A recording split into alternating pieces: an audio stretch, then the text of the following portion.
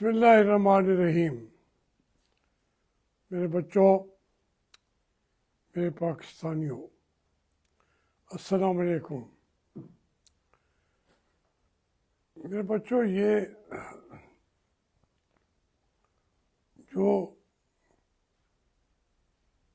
सियासी सूरत हाल है वो अब वाज़ेह होती जा रही है। कुछ लोगों का ख्याल है अभी तक भी कि शायद ये साल ऐसे ही गुजार दें, बातें करते, ताकि उसके बाद इंतखाबात का ऐलान करेंगे और इमरान खान को भी रिहा कर दिया जाएगा। मेरी राय से मुख्तलिफ है। मैं समझता इतनी बड़ी तब्दीलियाँ आ रही हैं पूरी दुनिया पे भी और पाकिस्तान के अंदर भी। उसके सामने हमारा जो मौजूदा सिस्टम है वो तकरीबन वो सिस्टम की तो मौत वाक़ हो चुकी है। उसकी जगह पे जो नया सिस्टम इमर्ज हो जाना चाहिए था, उसके रास्ते रोके गए हैं। यही है पाकिस्तान का असल मसला या असल क्राइसिस, बहरान। क्योंकि जमहूरियत के अंदर सिस्टम भी साथ साथ तब्दील होता रहता है। क्योंकि जब आप उसको रोक दें एक जगह पे, 19वीं सदी के लिए आप कहें कि ये सिस्टम चलता रहे, वो फिर नहीं चलता। तब्दीलियाँ आती रहती हैं। अब चूँकि इस मौजूदा निज़ाम की डेथ हो गई है, नया निज़ाम आने नहीं दिया गया, उसका बहुत बड़ा एक क्वेश्चन मार्क है कि वो सिस्टम कहाँ से आएगा। आसमान से तो जो सिस्टम आना था वो तो आ चुका। नबी आखिर ज़मान आ चुके। कोई नया निज़ाम या नया दीन, वो तो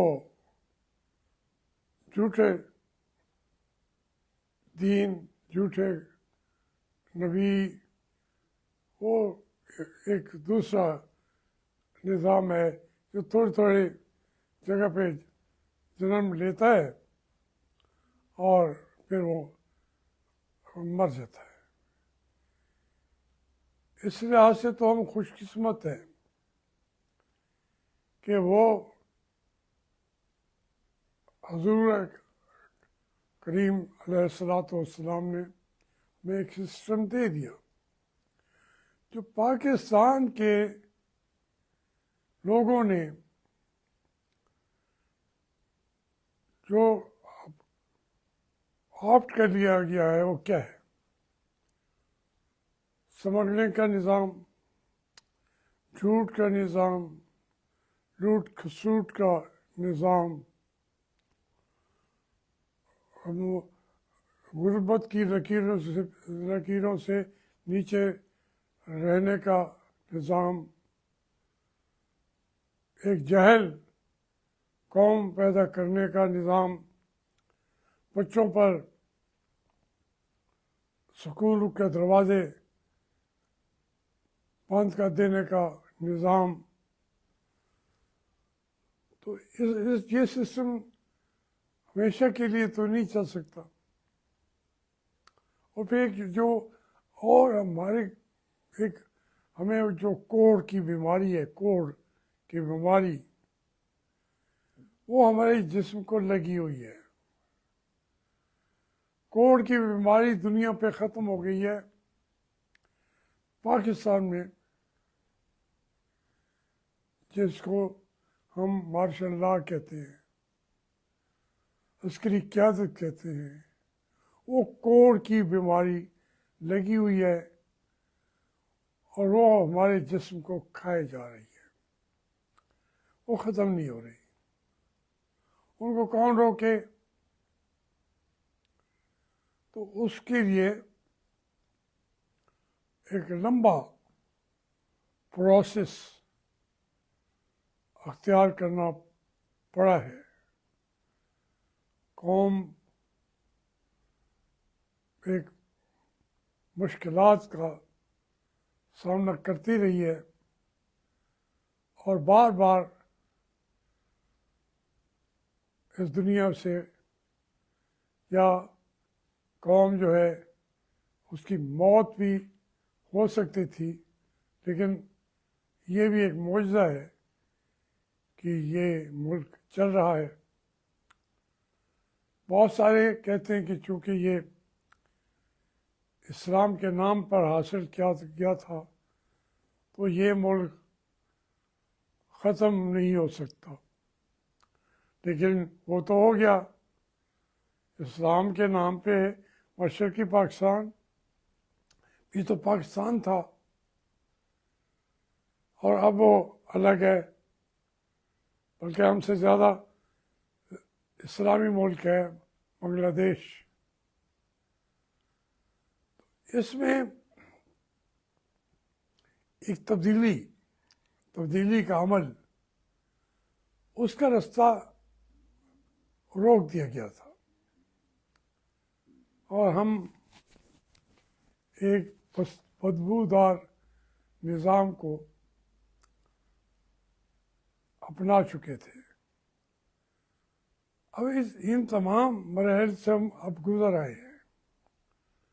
मैं समझता हूँ कि इससे ज़्यादा और कोई गहराई, कोई बहुत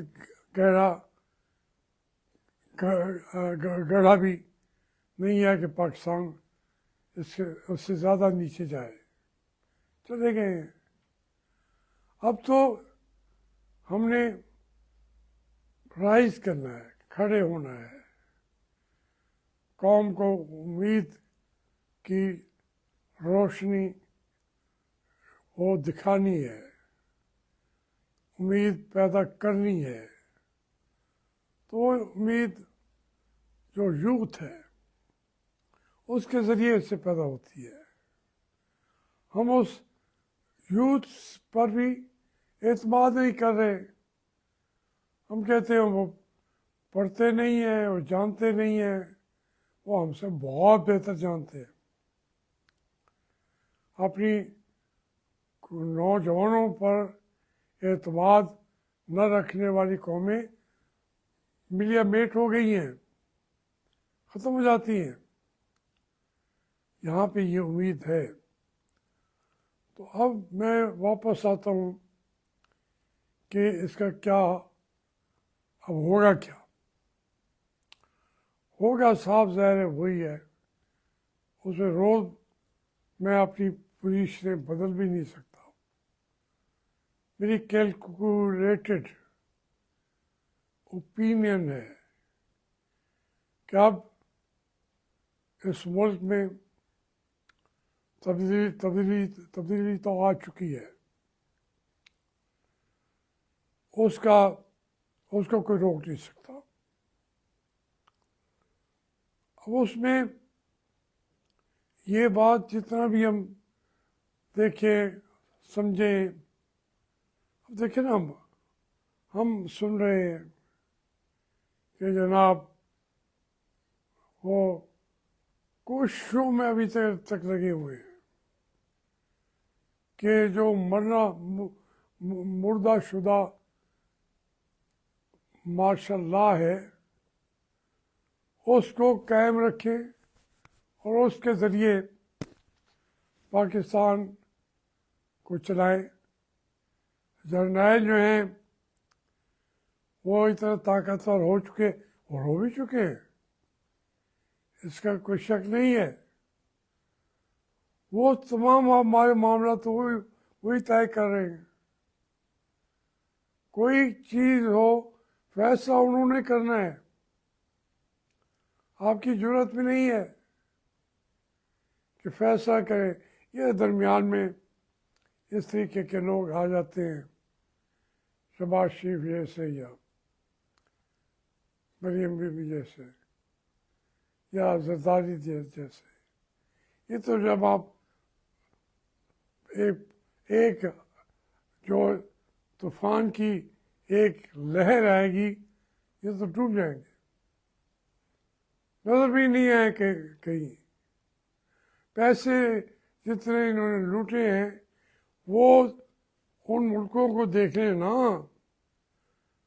बरतानिया ने आज भी कानून मंजूर कर दिया है तो वो इनको निकालेंगे।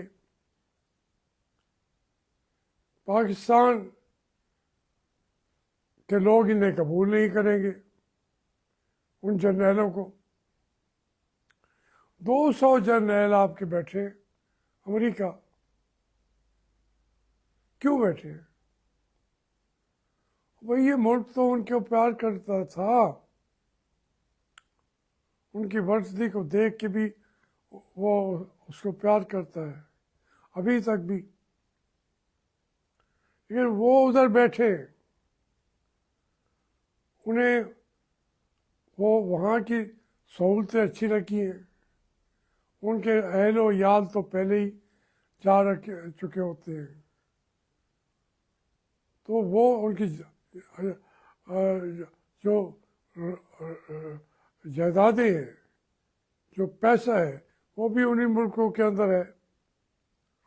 वो कह रहे हैं कि ये पैसे निकाल के उस मुल्क को वापस दे दें जहाँ से ये लूट कर आए हैं। तो इसलिए अब इतनी ज़्यादा परेशानी जो है ये और ज़्यादा लंबी नहीं होगी कौम की। इंशाल्लाह हमें रास्ता हमारे निकलते जाएंगे।